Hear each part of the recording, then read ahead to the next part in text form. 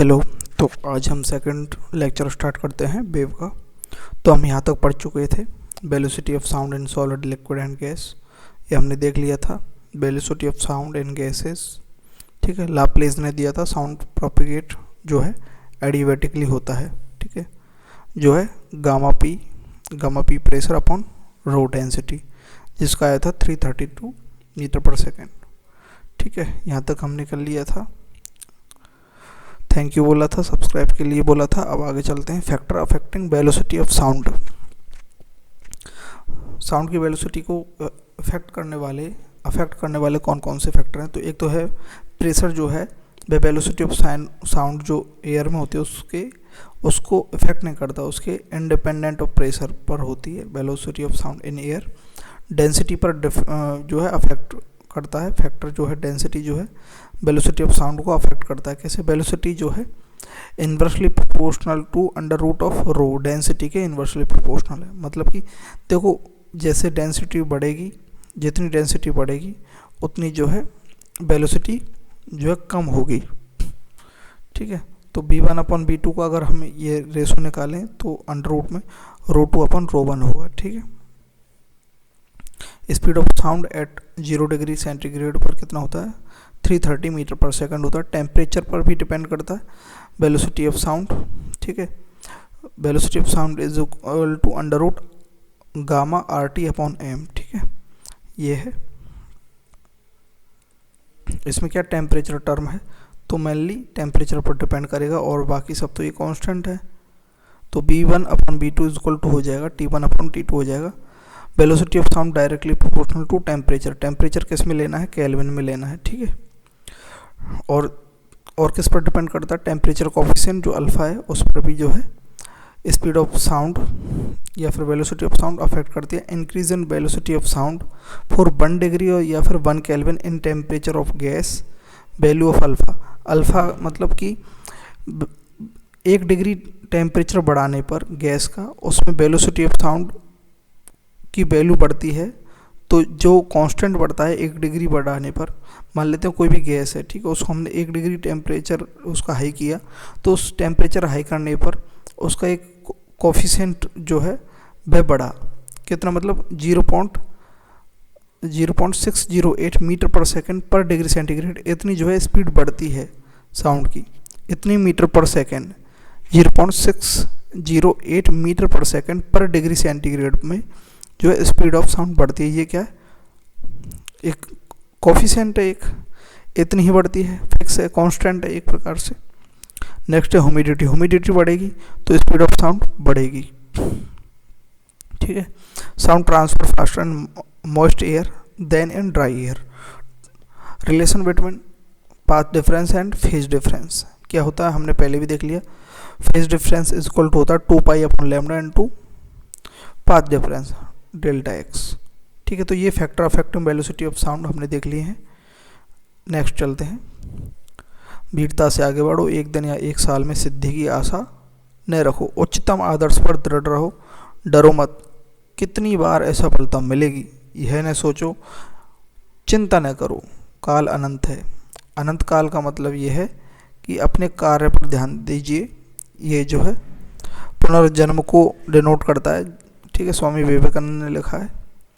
कहने का तात्पर्य यह है कि अगर हम आज कोई भी कार्य स्टार्ट करते हैं तो वह स्टोर हो जाता है। नए जीवन में जब हम नया जन्म लेते हैं तो हमारी जो शुरुआत है ना, वहीं से होती है जहां हमने छोड़ा था। इस कारण से यहाँ संसार में विविधता देखी जाती है कि कुछ तो ऑलरेडी माइंडेड हैं बहुत ज़्यादा, कुछ के पास बहुत ज़्यादा धन है। तो ये जो है मान्यता है, ये विचार है स्वामी विवेकानंद का। वीरता से आगे बढ़ो, ठीक है, लगातार कार्य करते रहो। आगे देखते हैं सुपर पोजिशन ऑफ 2 वेव्स। देखते हैं, 2 वेव हैं, एक y1 और y2। इन दोनों को अगर सुपर जो है इम्पोज कर देते हैं तो सुपर पोजिशन क्या होती है इन वेव की? जैसे एक वेव ये है और दूसरी वेव इसी के ऊपर आ जाती है तो क्या बनता है वो देखते हैं। सुपर इम्पोजिशन बोलते हैं, सुपर पोजिशन बोलते हैं। 2 वेव्स का y is equal to a sine omega t minus k x, एक वेव ये रही। दूसरी वेव जो है 5 फेज से थोड़ी सी आगे चल रही है, ए sine omega t minus k x plus 5, ठीक है। तो इसका अगर रिजल्टेंट देखें सुपर पोजिशन के बाद y equal to a resultant amplitude, जैसे कि मान लेते हैं एक वेव ऐसे जा रही है, इसी के ऊपर दूसरी वेव भी सुपर इम्पोज हो जाती है, दूसरी वेव भी क्या हो जाती है, सुपर इम्पोज हो जाती है इसी के ऊपर, तो एम्पलीट्यूड है ना बढ़ जाएगा ना इसका ओवरऑल सुपर इम्पोज होने के कारण। तो amplitude resultant sign omega t minus k x, और अल्फ़ा, अल्फ़ा क्या है, ये एंगल है इन दोनों वेव्स के बीच का, ठीक है, ये तो फेज डिफरेंस है, ये एंगल है, ठीक है। तो ये रिजल्टेंट क्या होता है, रिजल्टेंट ये वेक्टर क्वांटिटी है, तो कैसे ऐड होगी, a1 का स्क्वायर प्लस a2 का square plus 2a1 a2 cos phi, ये क्या है, ए रिजल्टेंट है, ठीक है, ये याद रखो। और ए मैक्सिमम कब होगा, एम्पलीट्यूड मैक्सिमम कब होगा, जब कॉस जो है 0 होगा, कॉस फाई जो है 0 कब होगा, 0 डिग्री पर, 0 डिग्री पर तो बन होता है, कॉस फाई बन होगा तब क्या है, ए मैक्सिमम होगा, तो बन कब होगा, कॉस फाई बन कब होगा, 0 डिग्री पर कॉस फाई बन होगा। देखो अगर यहाँ बन वैल्यू रख देंगे तो ये क्या बन जाएगा, ए स्क्वायर a1 का स्क्वायर प्लस a2 का स्क्वायर प्लस 2a1 a2।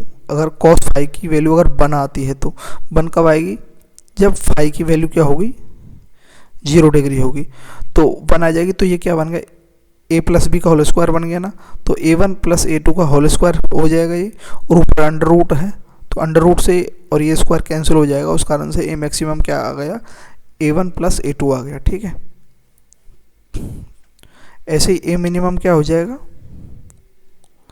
ए मिनिमम क्या होगा, ए मिनिमम में जो फाई की वैल्यू क्या हो जाएगी, यहाँ 180 डिग्री हो जाएगी, तो माइनस वन आ जाएगा वैल्यू, तो माइनस वन आ जाएगा, तो ए माइनस बी का होल स्क्वायर, तो ए मिनिमम होगा A minus A one minus A two, ठीक है, ए मिनिमम, ये एम्पलीट्यूड मिनिमम है, कहने का मतलब क्या हुआ,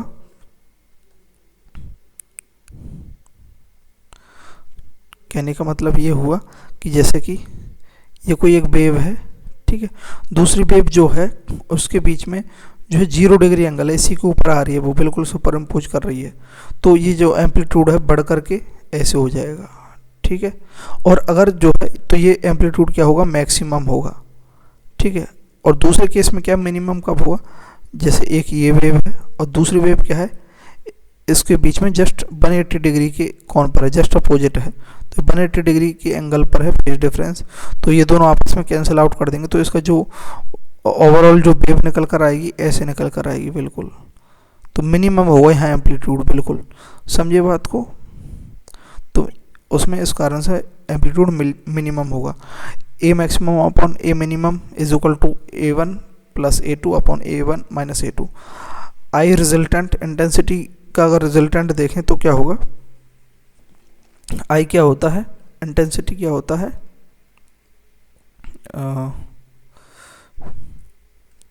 ए क्या होता है, आई बाई के, ठीक है, ये होता है इंटेंसिटी इज इक्वल टू होता है आई अपॉन के कांस्टेंट है यहाँ, इंटेंसिटी डायरेक्टली प्रोपोर्शनल है इसके एम्पलीट्यूड के, एम्पलीट्यूड बढ़ेगा तो इंटेंसिटी बढ़ेगी, ठीक है। तो यहाँ आई रिजल्टेंट क्या होगा, I1 plus I2 plus 2 under root I1 under root I2 cos phi, ठीक है, तो आई रिजल्टेंट होता है। और आई मैक्सिमम कब होगा, जब ये क्या होगा, 0 डिग्री होगा ये, तो I1 under root I1 plus under root I2 का होल स्क्वायर, आई मैक्सिमम हो जाएगा, ये बात याद रखनी है, ठीक है, ये मैक्सिमम हो जाएगा। और I minimum under root I1 minus under root I2 का होल स्क्वायर हो जाएगा, ठीक है। तो I max upon I minimum, इसके क्वेश्चन आएंगे, डायरेक्ट ही आ जाएंगे इसके क्वेश्चन, ये डायरेक्ट ही पूछा है। ये जो फॉर्मूलेज लिखे हैं, एक तो ये वाला, एक ये वाला और ये फॉर्मूलेज से डायरेक्ट क्वेश्चन आएंगे, डायरेक्ट बिल्कुल, आप देखना आगे। तो I maximum upon I minimum is equal to under root I1 plus I2 का whole square under root I1 minus under root I2 का होल स्क्वायर, ये मिनिमम है, ये मैक्सिमम है। नेक्स्ट चलते हैं, सुपर इम्पोज हो गया। टेन अल्फ़ा जो एंगल है वेव्स के बीच का, जो है बाद में जो सुपर इम्पोज होने के बाद जो फेज बनता है उनका जो एंगल बनता है वह है अल्फ़ा। तो tan alpha is equal to क्या होगा, A2 sine phi upon A1 plus A2 cos phi, ठीक है। तो ये फॉर्मूला आपको याद रख लेना है कि A2 sine phi upon A1 plus A2 cos phi. Constructive interference क्या होता है, फाई की वैल्यू अगर 0, 2 पाई, 4 पाई होती है तो ये कंस्ट्रक्टिव इंटरफेरेंस है, यानी कि कंस्ट्रक्ट हो रहा है, बन रहा है। तो phi is equal to 2 pi 2n pi होगा, फाई की वैल्यू 2n पाई होगी कंस्ट्रक्टिव इंटरफेरेंस के अंदर। वैसे हम फाई और उसमें रिलेशन देख चुके हैं, ये लिख रहा है। और पाथ डिफरेंस क्या होगा यहाँ कंस्ट्रक्टिव इंटरफेरेंस के अंदर, फेज तो क्या होगा 2n पाई होगा, ठीक है, 2n पाई इसके 2 पाई के मल्टीपल में होगा, ठीक है। और पाथ डिफरेंस क्या होगा n इंटू लेमड़ा होगा, path difference n into lambda होगा। इसमें अगर आप रख के देखेंगे फाई की वैल्यू तब आपको यह निकल कर आ जाएगा, ठीक है, डेल्टा एक्स निकल कर आ जाएगा। डेल्टा एक्स इक्वल टू क्या होगा यहाँ से अगर निकालें तो फाई लेमड़ा अपॉन 2 पाई, और यहाँ फाई की वैल्यू 2 पाई रखेंगे तो क्या आ जाएगा, लेमड़ा आ जाएगा, ठीक है। तो वही है, ये आपस में इंटर रिलेटेड है। मैंने यहाँ पर मैं डेरिवेशन नहीं कर रहा हूँ क्योंकि डेरिवेशन की आवश्यकता नहीं है, हमें जो है जिससे हमारा काम हो रहा है वही हमें करना चाहिए। ये दोनों जो है फॉर्मूलेज ये याद करने हैं, आपको लिख लेने हैं, एक फार्मूला शीट बना लेनी है, फिर आपको क्वेश्चंस करने के लिए बैठना है। जो थ्योरी आनी है वो भी मैं बता रहा हूँ।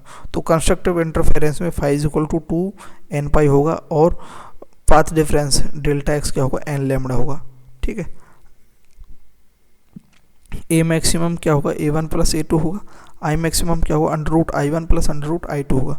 और ये जो है नेक्स्ट चलते हैं, डिस्ट्रक्टिव इंटरफेरेंस यानी कि डिस्ट्रक्ट हो रहा है मतलब मिट रहा है जो इंटरफेरेंस, ठीक है। उसमें क्या है फाई की वैल्यू पाई, 3 पाई, 5 पाई, 7 पाई है। फाई इज इक्वल टू यानी फेज जो है फेज इक्वल टू है यहाँ पर 2n माइनस 1 पाई, ठीक है, 2n माइनस 1 पाई जो है फाई की वैल्यू डिस्ट्रक्टिव इंटरफेरेंस में। और जो है डेल्टा एक्स की वैल्यू क्या है 2n माइनस 1 लेमड़ा अपॉन 2 है, ठीक है। यहाँ पर मिनिमम होगा क्योंकि देखो डिस्ट्रक्टिव हो रहा है, ऐसे वेव थी, दूसरी वेव कैसे जा रही है, दूसरी वेव नीचे से जा रही है, ऐसे ऐसे ऐसे, तो डिस्ट्रक्टिव होगा मतलब ये और छोटी बनेगी क्यों आपस में कैंसिल आउट हो जाएंगे ना ये एम्पलीट्यूड जो है, तो ये छोटी वेव बनेगी। तो डिस्ट्रक्टिव वेव में जो है एम्पलीट्यूड मिनिमम होगा तो A1 माइनस A2 होगा, ठीक है। और डेल्टा एक्स जो है पाथ डिफरेंस भी क्या होगा कम होगा, तो इसमें इंटेंसिटी भी मिनिमम होगी, under root I1 minus under root I2 का होल स्क्वायर होगा।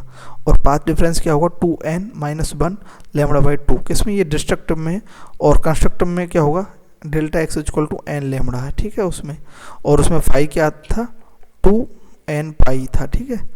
ये कंस्ट्रक्टिव में थे, अभी हमने देखे थे ना इससे पहले। नेक्स्ट चलते हैं, देखो ये याद करना आवश्यक है ना। स्टैंडिंग वेव पर आ जाते हैं अब, ठीक है। यहाँ तक हमारा जो है साउंड वेव कंप्लीट होता है। अब स्टैंडिंग वेव जो हम स्टार्ट करने जा रहे हैं। Standing wave, two waves of equal amplitude frequency speed travelling in opposite direction and superimpose then standing wave is form. यानी कि उनका क्या एम्पलीट्यूड, फ्रिक्वेंसी और स्पीड ऑफ ट्रैवलिंग जो सब की सब सेम है, और लेकिन किस में अपोजिट डायरेक्शन में और सुपर इम्पोज हो जाती हैं कभी कभार, तो उसे क्या बोलेंगे स्टैंडिंग वेव। जैसे देखो ये एक स्टैंडिंग वेव है, ठीक है। तो ये क्या है यहाँ पर एक नोड है, यहाँ से मान लेते हैं, इसको समझने के लिए आप ऐसा समझ सकते हैं कि यहाँ से हमने कोई रस्सी है बांधी और इधर भी हमने कोई रस्सी बांधी, एक रस्सी है इस प्रकार से 2 पॉइंट से बांधी, जिन पॉइंट से हमने बांधी है रस्सी उनको नोड बोल दिया है, नोड। अब इस रस्सी को हमने यहाँ से खींचा, प्लग किया और छोड़ दिया, तो रस्सी ऐसे ऊपर नीचे, इसको रस्सी की जगह एक स्ट्रिंग मानो, ठीक है। तो ऊपर नीचे होगी, ये ऊपर नीचे होगी, तो इसको क्या बोलेंगे, जो ऊपर नीचे हो रही है मैक्सिमम पहुँच रही है यहाँ, इसे क्या बोलेंगे एंटी नोड बोलेंगे, ठीक है, एंटी नोड बोलेंगे। तो इसके अंदर क्या फ्रिक्वेंसी जो है वह सेम है इस वेव की, उसके बाद ये नीचे वेव बन रही है, इन दोनों वेव की फ्रिक्वेंसी सेम है, ठीक है। और एम्पलीट्यूड भी जो सेम आ रहा है, ठीक है। आपस में स्पीड जो है ट्रैवल तो कर ही नहीं रही है, ये यहीं पर जो है रेस्ट्रिक्टेड है इसका ट्रैवल, वह भी सेम है, तो इसे क्या बोलेंगे हम, स्टैंडिंग वेव बोलेंगे। ठीक है, अब देखते हैं इसमें क्या है। तो ये स्टैंडिंग वेव है, ठीक है, हम इसको मान लेते हैं ये लैम्डा है, इसकी जो लेंथ है एल है और जो इसकी वेव लेंथ है वह लैम्डा है। ये जस्ट हमने यहाँ माना है, ठीक है, एक्चुअली अलग है, अलग प्रकार से करेंगे, यहाँ समझने के लिए लैम्डा है। तो जैसे एक लैम्डा के अंदर ये एक नोड ये रहा, दूसरा नोड ये रहा, तीसरा नोड ये रहा, ठीक है। ये SHM मिनिमम SHM होगा, इनमें कोई ज़्यादा ऊपर नीचे नहीं होगा, यहीं पर जाएगा इसका पार्टिकल। फिर इस वेव का ये पार्टिकल यहाँ तक एम्पलीट्यूड, मैक्सिमम एम्पलीट्यूड यहाँ इसका ये ऐसे, मतलब ये पार्टिकल ऊपर जा रहा है, फिर नीचे आ रहा है, फिर इधर नीचे जा रहा है, ऐसे चल रहा है। इसको और भी लेके जाएंगे तो ऐसे जाएगी, फिर थोड़ी की देर बाद फिर ये ऐसे जाएगी, ऐसे समझ रहे हैं आप, इस प्रकार से जाता रहेगा ये। तो और ये क्या है, एंटी नोड है ना। एंटी नोड क्या करता है, मैक्सिमम एम्पलीट्यूड शो करता है। देखो ये मैक्सिमम यहाँ तक गया, ठीक है, एम्पलीट्यूड इसका यहाँ तक गया ये एम्पलीट्यूड। तो मैक्सिमम एम्पलीट्यूड कौन शो करता है इसके अंदर, स्टैंडिंग वेव के अंदर, एंटी नोड, ठीक है। ये क्या है, एंटी नोड है, यहाँ डिनोट कर दिया मैंने, ये रहा, ये क्या है, एंटी नोड, और इधर भी लिख देता हूँ एंटी नोड। नेक्स्ट चलते हैं, properties of standing wave. Standing wave की प्रॉपर्टीज क्या है, all particles perform SHM of different amplitude. Her particle का अलग अलग एम्पलीट्यूड है। देखो ये पार्टिकल जो है इसका एम्पलीट्यूड ऊपर इधर है, इधर है, इससे ज़्यादा इसका एम्पलीट्यूड नहीं जा सकता, ये ऐसे इधर ही इसमें मूव कर रहा है, ठीक है। और ये जो पार्टिकल है, ये पार्टिकल यहाँ ऊपर एम्पलीट्यूड जो है मैक्सिमम यहाँ तक, ये तो मीन पोजीशन है, ठीक है, और इधर नीचे यहाँ तक जा रहा है, तो ऐसे।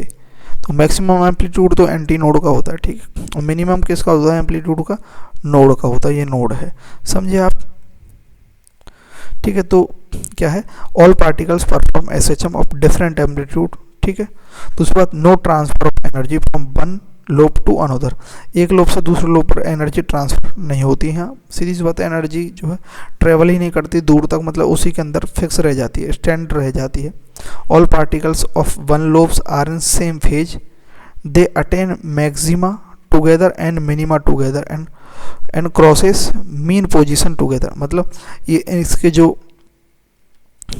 सारे पार्टिकल हैं एक साथ तो मैक्सिमा होंगे, फिर उसके बाद यही तो पार्टिकल नीचे आ रहे हैं, आप समझिए नहीं, मतलब पहले ऊपर गए फिर यही नीचे आए। तो इस प्रकार से हम जल्दी जल्दी देखेंगे तो इस प्रकार की स्ट्रक्चर पड़ेगी। तो इसी के पार्टिकल मैक्सिमा अटेन कर रहे हैं, इसी के पार्टिकल जो है मिनिमा और एक टाइम पर जो है मीन पोजीशन भी क्रॉस कर रहे हैं। तो ये सेम पार्टिकल हैं, ठीक है, वही पार्टिकल हैं, टुगेदर कर रहे हैं। They attain the all particle of one lobe, एक लोब के जितने particle they are same phase के अंदर है। दूसरी बात क्या है, they attain maxima together and minima together and crosses mean position together, ठीक है। Particles of two adjacent lobes have phase difference of pi का फेज डिफरेंस होता है, दो लोब, एक लोब ये रहा, एक लोब ये रहा, इनमें फेज डिफरेंस कितना, पाई का है, ये ऊपर जितना है नीचे इतना है, तो ये 180 डिग्री इनके बीच का डिफरेंस है, यानी फेज डिफरेंस है। Distance between two consecutive nodes, consecutive nodes मतलब लगातार नोड्स, तो दो नोड्स के बीच का जो डिफरेंस है वो λ/2 है। ऐसे देखो, इस नोड्स के और इस नोड के बीच का जो डिफरेंस है, दो, एक नोड ये रहा, एक दो नोड के बीच का डिफरेंस क्या है, λ/2 है, ठीक है। और दो एंटी नोड का भी क्या है, λ/2 है, ठीक है, इनका भी λ/2 है। और एंटी नोड और नोड के बीच का डिफरेंस क्या है, देखो यहाँ से यहाँ तक एंटी नोड और नोड तक का जो डिफरेंस है λ/4 है, समझे ना। समझाने के लिए मैंने लिखा है और आगे भी लिख दिया है ना, ठीक है। Distance between two consecutive anti node, दो एंटी नोड के बीच का λ/2 है। Distance between node and anti node कितना है, λ/4 है, ठीक है। नेक्स्ट चलते हैं, स्टैंडिंग वेव की ये इक्वेशन है, ठीक है। y = 2a दोबारा एम्पलीट्यूड क्योंकि, ठीक है, 2a sine k x sine omega t, sine k x sine omega t ये भी है। इसको हम ऐसे भी लिख सकते हैं 2a कॉस के एक्स कॉस ओमेगा टी, ये भी जो है स्टैंडिंग वेव को डिनोट करती है। मतलब ये इक्वेशन है कि मतलब अगर ये इक्वेशन आ जाए क्वेश्चन में दिया जाएगा कि पहचानिए कि स्टैंडिंग वेव इक्वेशन कौन सी है, बस तो बस ये ही देखना है। 2 इंटू एम्पलीट्यूड होना चाहिए, साइन के एक्स अगर अंदर है तो बाहर भी साइन ओमेगा टी होगा, 2a कॉस के एक्स तो बाहर भी कॉस ओमेगा टी होगा, 2a साइन के एक्स है तो बाहर कॉस ओमेगा टी भी हो सकता है, ठीक है, 2a कॉस के एक्स है तो बाहर साइन ओमेगा टी भी हो सकता है। ये कैसे भी इंटरचेंज हो सकता है, एक सिमिलर भी आ सकता है, देखो सिमिलर, और अपोजिट भी आ सकता है। तो ये सब क्या है, स्टैंडिंग वेव की इक्वेशन है, बस ये याद करनी है, याद हो गई, इससे ज़्यादा इसमें कुछ भी नहीं है, ठीक है। और distance between a node and next antinode is λ/4, हमने उधर भी लिख दिया है, ये यहाँ पर भी बना दिया है दोबारा।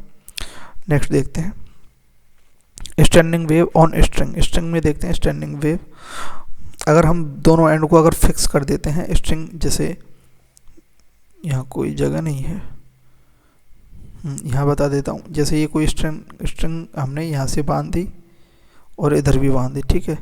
अब इसको हमने यहाँ प्लग किया, प्लग करके छोड़ दी तो ये ऊपर नीचे होगी ना, ऐसे वाइब्रेट करेगी, ऊपर नीचे वाइब्रेट करेगी, ठीक है, बस समझाने के लिए है ना, समझाने के लिए। ये स्ट्रिंग है, वो कहना क्या चाह रहा है, ठीक है, ठीक है। बोथ एंड फिक्स हो जाएंगे तो सोनोमीटर बोलेंगे उसे, तब उसकी फ्रिक्वेंसी क्या होगी, ठीक है, F is equal to NB/2L। L क्या है, उसकी जो लेंथ है, लेंथ ऑफ स्ट्रिंग जो है वह L है। B क्या है, वेलोसिटी ऑफ किसकी, वेव की वेलोसिटी B है। F क्या फ्रिक्वेंसी है, तो F is equal to NB/2L है, ठीक है। या फिर हम इसे N/2L और वेलोसिटी को क्या लिख सकते हैं, tension upon mu, mass per unit length, linear mass density. ये यहाँ क्या है, टेंशन है, यहाँ ये क्या है, टेंशन, ये यहाँ क्या है, टेंशन है। कैसे लिखूं, ये यहाँ क्या है, टेंशन, ठीक है, ये रहा। और म्यू क्या है, mass per unit length, linear mass density. तो फ्रिक्वेंसी जो है उसमें क्या होगी, स्ट्रिंग में स्टैंडिंग वेव में क्या होगी, F is equal to NB/2L, अगर दोनों एंड फिक्स्ड हैं उसके, ठीक है, दोनों एंड फिक्स है तो NV/2L, या फिर N/2L। B को क्या लिख सकते हैं हम, टेंशन अपॉन म्यू, ठीक है, अंडर रूट में टेंशन अपॉन म्यू। और लेंथ क्या होगी, λ/2। लेंथ क्या होगी स्टैंडिंग वेव की, हम लेंथ निकालने जाएं और वेव लेंथ दे रखी हो तो हमें क्या होगी, N/2, यानी कि कितनी, N/2, कितने लोब बन रहे हैं उसमें, ठीक है। यहाँ देखो ये 2 लोब बन रहे हैं, ठीक है, तो एक लोब में क्या λ/2 होगा, तो ये क्या लेंथ है, ठीक है, L लेंथ है, 2L है इसकी लेंथ यहाँ पर, तो N/2 क्या है, लेंथ हो जाएगी, समझे। तो जैसे अगर हम यहाँ N इज इक्वल टू 1, यहाँ क्या है, कितने जो है उसमें लोब बन रहे हैं, तो एक लोब बन रहा है यहाँ, ठीक है, तो ऊपर नीचे जा रही है वेव, तो ये λ/2 है। लेंथ क्या होगी इसकी, L होगी, है ना,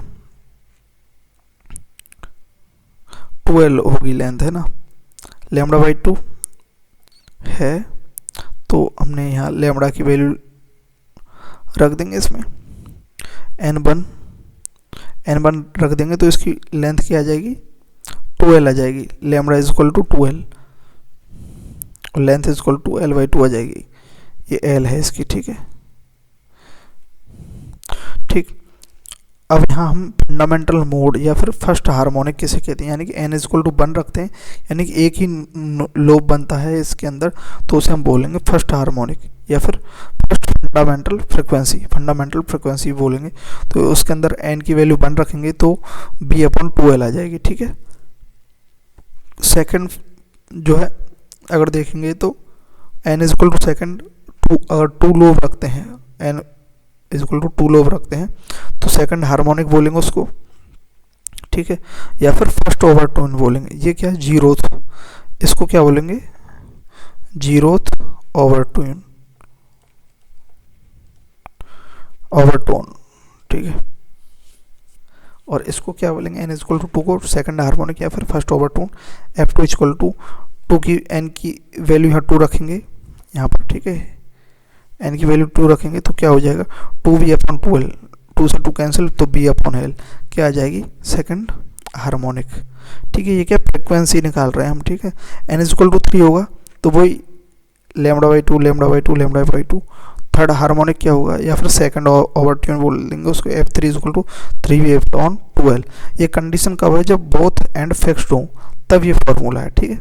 हार्मोनिक क्या है यहाँ पर, हार्मोनिक मतलब integral multiple of fundamental frequency. कितना हार्मोनिक, फर्स्ट हार्मोनिक मतलब इंटीग्रल मल्टीपल ऑफ इसका फर्स्ट फ्रिक्वेंसी, मतलब फंडामेंटल फ्रिक्वेंसी का इंटीग्रल मल्टीपल। n+1 क्या है, हार्मोनिक है। अगर n क्या है 1 है तो 1 प्लस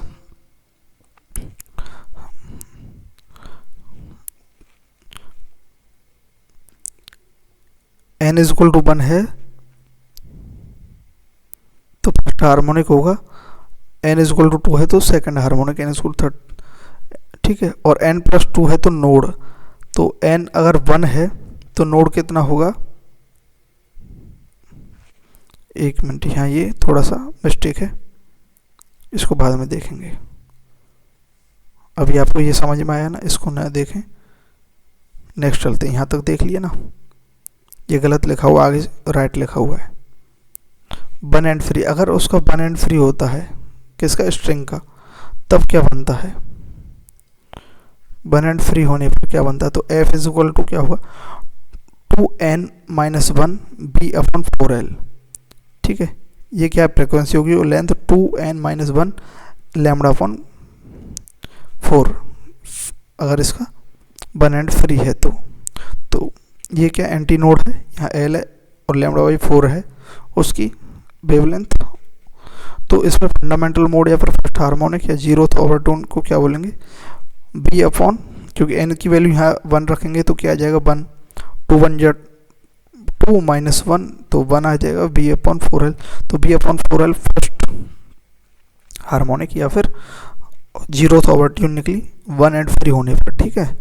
अगर यहाँ n इक्वल टू 2 है तो यहाँ पर इसे सेकंड हार्मोनिक नहीं बोलेंगे, थर्ड हार्मोनिक बोलेंगे। n इक्वल टू 2 है, यानी कि पहला लोब तो पूरा बन गया, दूसरा लोब जो है वह खुला हुआ है एक साइड से, 1 साइड से फ्री है ना, 1 एंड फ्री है, तो यहाँ से ये λ/2 ये λ/4 है, टोटल लेंथ l है, ठीक है। तो 3v/4l, क्योंकि n इक्वल टू 2 है, 2 रखेंगे, 2 जब 4 - 1 तो 3, तो 3v/4l आ जाएगा, ठीक है। ये फार्मूला याद रखना मेन है, ये ही फार्मूला, इसी से जो है आपके सारे क्वेश्चन सॉल्व हो जाएंगे। फार्मूला इंपॉर्टेंट है ये दोनों, ठीक है। थर्ड अगर हम n equal to third 3 lobe हैं, 1 एंड फ्री है, तो इसे क्या बोलेंगे हम, फिफ्थ हार्मोनिक बोलेंगे, ना कि थर्ड, ठीक है, फिफ्थ हार्मोनिक बोलेंगे। तो इसे और सेकंड ओवरट्यून भी बोलेंगे, F इक्वल टू 5b/4l आ जाएगा। यहाँ n की वैल्यू अगर 3 रखेंगे, 3 2 6 - 1 5, 5b/4l, ठीक है। तो ये हमें फार्मूलाज बेस्ड है, ये लेंथ का फार्मूला है 1 एंड फ्री होने पर, ये याद रख लेना, अच्छे से सारा काम हो जाएगा। नेक्स्ट चलते हैं, ऑर्गन पाइप पर आ जाते हैं हम, ठीक है। ये हमारा कंप्लीट हो गया है।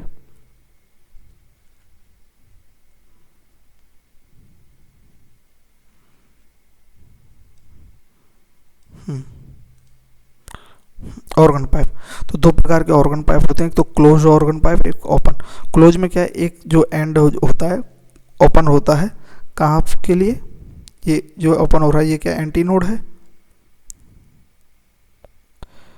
ठीक है, यहाँ से ओपन है, ठीक है। और जहाँ से क्लोज है नोड, वह जहाँ से क्लोज है वह किधर साइड है, नोड की साइड है, ये नोड है, नोड है ना ये, तो क्लोज एंड की साइड है ये, ठीक है। ओपन में क्या है, ओपन की साइड क्या है, एंटी नोड है, बीच में क्या है, ये नोड है, ठीक है, ये हमने देख लिया है।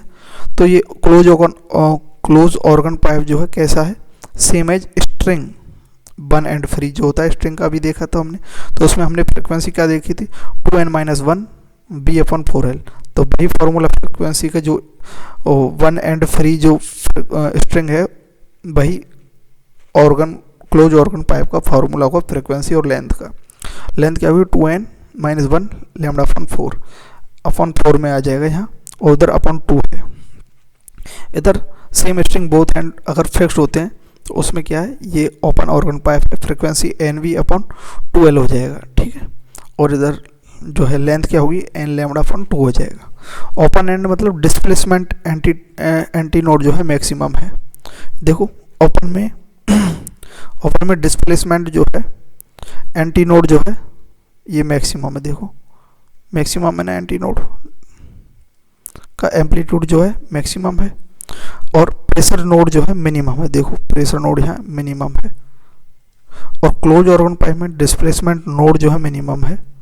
देखो डिस्प्लेसमेंट नोड जो है मतलब जो इससे अटैच है वह मिनिमम है, और प्रेशर एंटी नोड जो है यहाँ से प्रेशर जाएगा।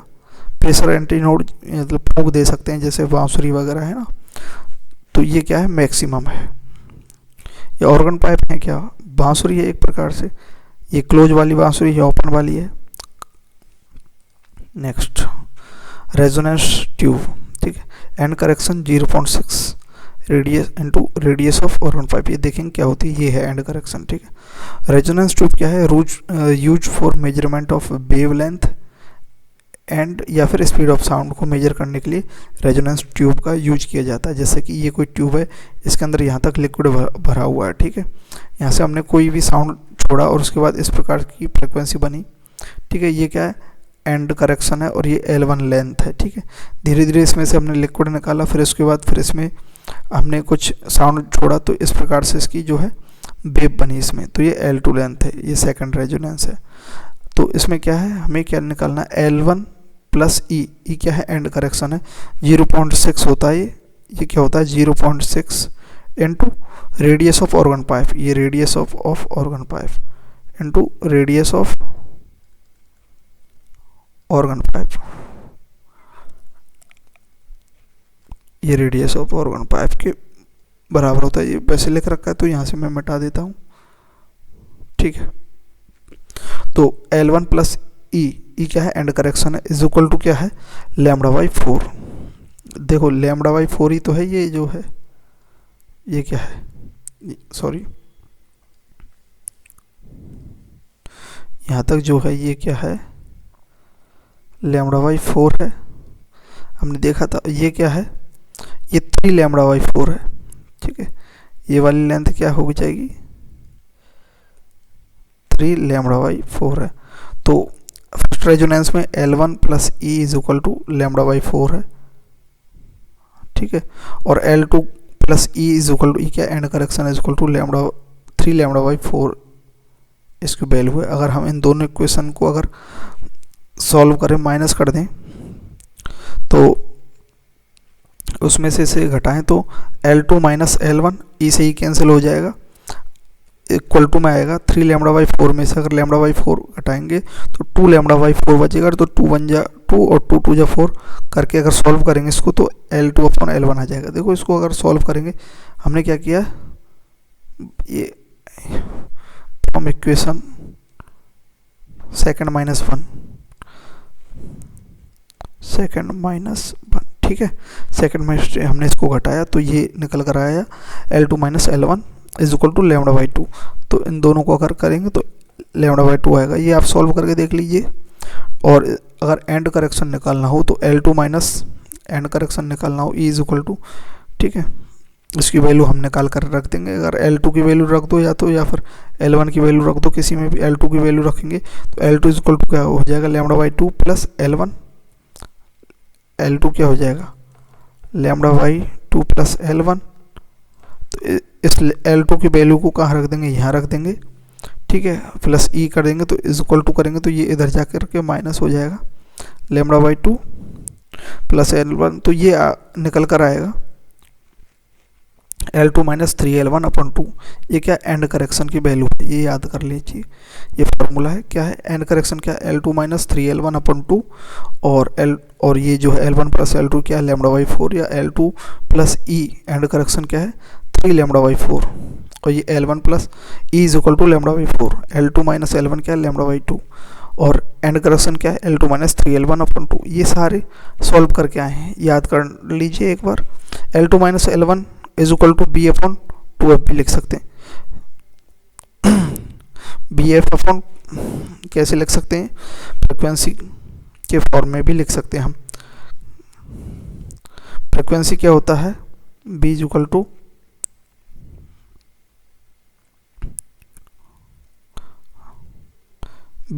Lambda into,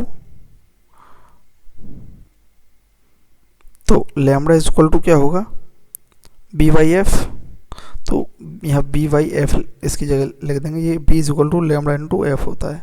lambda into frequency, ये सब जगह वैलिड है, ये याद रखने वाली बात है,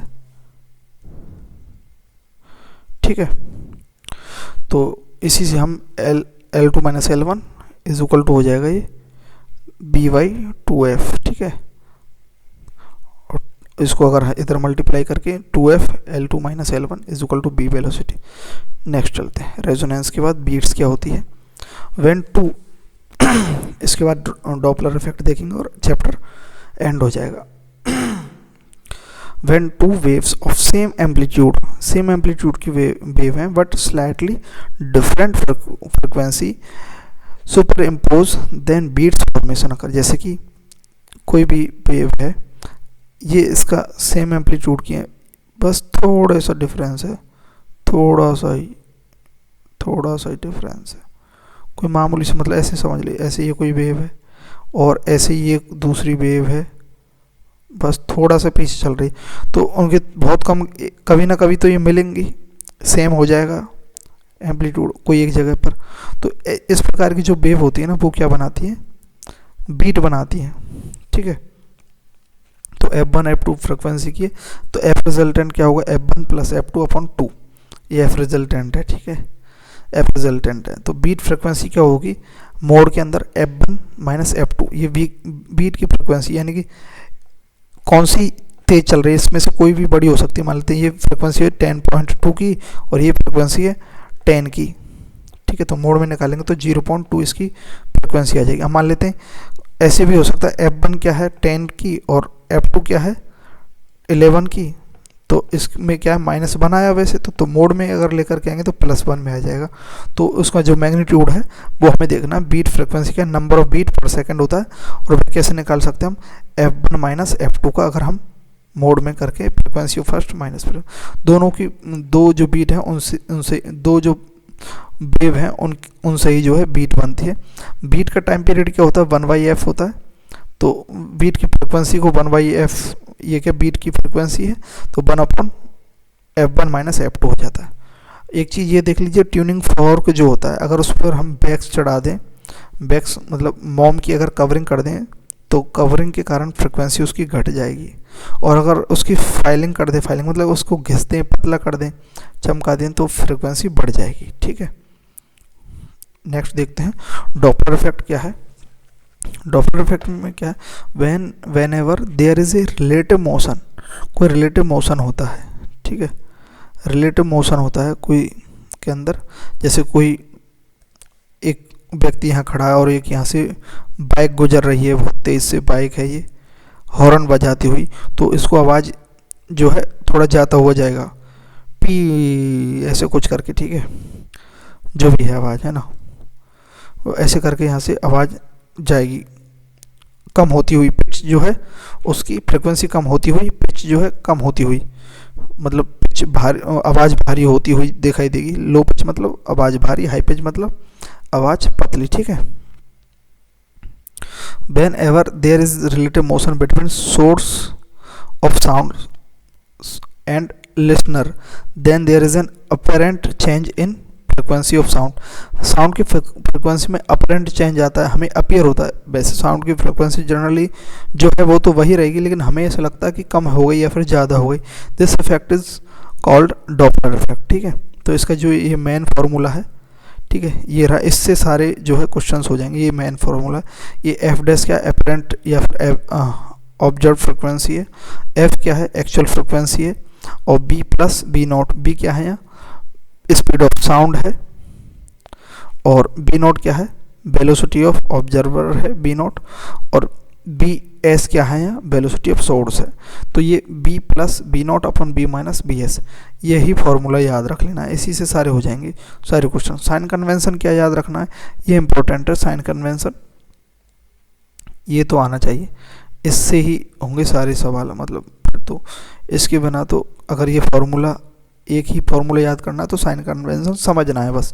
अगर कोई भी ऑब्जर्वर या फिर कोई लिसनर जो है वह सोर्स की तरफ आ रहा है, ऑब्जर्वर भी चल रहा है यहाँ पर, अगर एक कंडीशन है, और ऑब्जर्वर अगर सोर्स की तरफ आ रहा है तो उसे हम पॉजिटिव वेलोसिटी मिलेंगे, और अगर वह सोर्स से दूर जा रहा है तो उसे की वेलोसिटी नेगेटिव लेंगे। अब सोर्स की वेलोसिटी की बात करते हैं, अगर सोर्स जो है ऑब्जर्वर की साइड आ रहा है तो उसकी वेलोसिटी को नेगेटिव लेंगे, और अवे फ्रॉम द ऑब्जर्वर जा रहा है तो उसे पॉजिटिव लेंगे। जस्ट अपोजिट करना है, सोर्स में अलग और ऑब्जर्वर में अलग। ऑब्जर्वर में अगर टुवार्ड्स द सोर्स तो पॉजिटिव लेना है, और अगर सोर्स के अंदर टुवार्ड्स द ऑब्जर्वर तो नेगेटिव लेना है। ये एक याद रख लो, इसी से हो जाएंगे, ठीक है। आप एक ये भी याद रखेंगे ना, तो ये टुवार्ड्स द सोर्स जाएंगे, ऑब्जर्वर अगर टुवार्ड्स द सोर्स जाएगा तो पॉजिटिव, अब बाकी सब ऑटोमेटिकली हो जाएंगे ना। अवे फ्रॉम नेगेटिव, सोर्स का जस्ट अपोजिट इसके, ठीक है। नेक्स्ट देखते हैं, अगर ऑब्जर्वर जो है वह मूव कर रहा है लेकिन सोर्स स्टेशनरी है, तो हमने जो फॉर्मूला देखा था एफ डैश का, f v plus v naught upon v minus v s. तो इसमें हमने क्या, सोर्स क्या स्टेशनरी है, तो सोर्स की वेलोसिटी क्या है, जीरो, तो यहाँ जीरो रखेंगे तो उस कारण से ये बी आएगा या नीचे, ठीक है। तो यहाँ v plus v naught upon v, ठीक है, ये हो जाएगा। अब इसमें क्या, ऑब्जर्वर मूविंग, ऑब्जर्वर अगर सोर्स की तरफ आ रहा है तो उसे हम क्या लेंगे, ऑब्जर्वर को सोर्स की तरफ आ रहा है तो पॉजिटिव लेंगे, तो पॉजिटिव लेंगे तो यहाँ ये ऐड हो जाएगी वेलोसिटी, ऐड होने पर जो है एपरेंट फ्रिक्वेंसी वह जो एक्चुअल फ्रिक्वेंसी है उससे ज़्यादा लगेगी, ठीक है। तो एक्चुअल फ्रिक्वेंसी ज़्यादा रहेगी, क्योंकि यहाँ पर टुवार्ड्स द सोर्स क्या है, ऑब्जर्वर की जो वेलोसिटी है क्या लेंगे हम, पॉजिटिव लेंगे टुवार्ड्स में, ठीक है। ये एक बात याद रखनी है, टुवार्ड्स द सोर्स जा रहा है ऑब्जर्वर तो पॉजिटिव लेंगे, बाकी सब अपने आप याद हो जाएगा। अवे फ्रॉम तो नेगेटिव लेंगे, तो अगर यहाँ हम नेगेटिव रखेंगे तो ये इसमें से घट जाएगा, तो वैल्यू इसकी कम आएगी, बी माइनस बी नॉट हो जाएगा अपन बी। अगर हम अवे फ्रॉम जा रहे हैं तो इसकी वैल्यू कम हो जाएगी, जो अपरेंट फ्रिक्वेंसी है उससे कम फ्रिक्वेंसी होगी, तो ये क्या है, ऐसे आएगा, ठीक है। F naught less than f, actual f. Source moving, observer stationary, तो सोर्स मूविंग है, ऑब्जर्वर स्टेशनरी है, तो बी नॉट को यहाँ जीरो कर देंगे तो यहाँ बी बचेगा बस, बी माइनस बी एस। अब टुवार्ड्स द ऑब्जर्वर जा रहा है कोई भी सोर्स जो है, तो हम क्या लेंगे, हम नेगेटिव लेंगे, क्योंकि टुवार्ड्स द सोर्स की तरफ जाता है ऑब्जर्वर तो पॉजिटिव लेंगे, लेकिन अगर सोर्स ही जो है ऑब्जर्वर की साइड जा रहा है तो उसे हम नेगेटिव लेंगे। तो यहाँ ये फॉर्मूला तो है, इसमें नेगेटिव एस अगर लेंगे वेलोसिटी, इसको भी नेगेटिव लेंगे तो नेगेटिव नेगेटिव प्लस हो जाएगा, तो ये ऐड हो जाएगी, ऐड होने के कारण ये इसका जो है ये लार्ज हो जाएगा, बड़ा हो जाएगा, नीचे का बड़ा है ना, तो उसके कारण से इसकी वैल्यू कम आएगी, तो एफ डैश जो है वह ज़्यादा होगी एफ से। सेकंड क्या, away from the observer just opposite हो जाएगा, ठीक है। अवे फ्रॉम में हमें क्या लेना है, पॉजिटिव लेना है, क्योंकि टुवार्ड द ऑब्जर्वर नेगेटिव लिया था। नेक्स्ट देखते हैं बोथ मूविंग, तो ये वही फॉर्मूला है, उसमें हमें साइन कन्वेंशन का ध्यान रखना है। और अगर दोनों मूव हो रहे हैं, मान लेते हैं ये ऑब्जर्वर है, ये इधर जा रहा है, और ये सोर्स है, ये इधर आ रहा है, तो ऑब्जर्वर किधर की साइड है, सोर्स की तरफ जा रहा है तो पॉजिटिव, ठीक है, ऑब्जर्वर को पॉजिटिव ले लेंगे, और सोर्स किधर जा रहा है, ऑब्जर्वर की तरफ, ठीक है। तो इसे क्या लेंगे, नेगेटिव लेंगे, और इसके अंदर रख देंगे, तो रख के देख लीजिए ये ऐड हो जाएगा, ठीक है। और अगर ऑब्जर्वर किधर जा रहा है, सोर्स की तरफ, ठीक है, और सोर्स किधर जा रहा है, अवे फ्रॉम द ऑब्जर्वर, तो अवे फ्रॉम है ऑब्जर्वर से, तो हम क्या लेंगे, इसे पॉजिटिव लेंगे, और इसे तो हम पॉजिटिव ही लेंगे, ठीक है। तो इसकी वैल्यू बढ़ जाएगी, बस वो साइन कन्वेंशन ध्यान रखना और इसमें लगाना है, बिल्कुल आपका सॉल्व हो जाएगा। नेक्स्ट देखते हैं,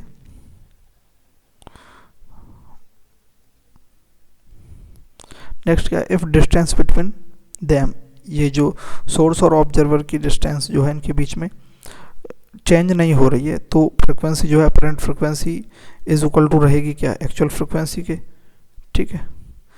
तो डॉपलर इफेक्ट होगा ही नहीं, तो नो डॉपलर इफेक्ट। जैसे example, both moving in same direction with same speed के साथ दोनों इधर ही मूव कर रहे हैं साथ साथ में, ऐसे ही, तो इन दोनों को तो सेम साउंड सुनाई देगी ना, इसमें कोई अंतर थोड़ी होगा। डॉपलर इफेक्ट ऑफ लाइट क्या है, delta lambda upon lambda is equal to B upon C. Delta lambda change in wavelength है, लैम्बडा क्या एक्चुअल वेवलेंथ है, बी क्या रिलेटिव वेलोसिटी है, सी क्या स्पीड ऑफ लाइट है, ठीक है। तो यहाँ तक हमारे जो है चैप्टर जो है कंप्लीट होता है।